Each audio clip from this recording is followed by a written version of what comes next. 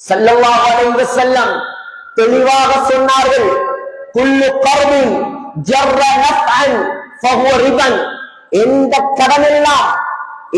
கடனெல்லாம் லாபத்தை ஈட்டி தருகிறதோ, எந்த கடனெல்லாம் பிரயோசனத்தை கொண்டு வந்து சேர்க்கிறதோ அது அனைத்தும் ஹராம்.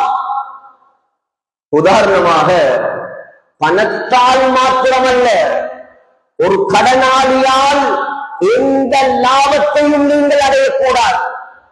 ஒருவருக்கு நீங்கள் 1 லட்சம் கடன் கொடுத்தீர்கள்.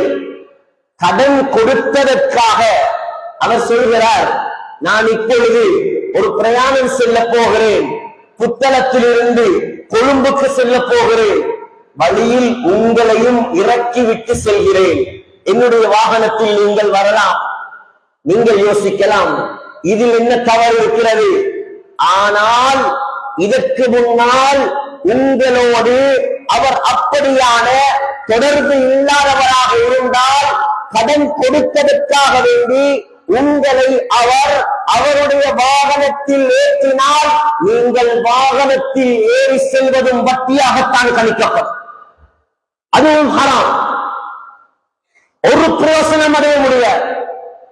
கடன் கொடுத்த நாளிலிருந்து வீட்டில் காய்க்கக்கூடிய மாங்காவும் தேங்காவும் உங்களுடைய வீட்டுக்கு வருகிறது. இதற்கு முன்னால் அந்த பழக்கம் கிடையாது. அந்த மாங்காவும் வட்டி, அந்த தேங்காவும் வட்டி. இஸ்லாம் இதை முழுதாக வன்முறையாக கண்டிக்கிறது, முழுமையாக தடை செய்கிறது.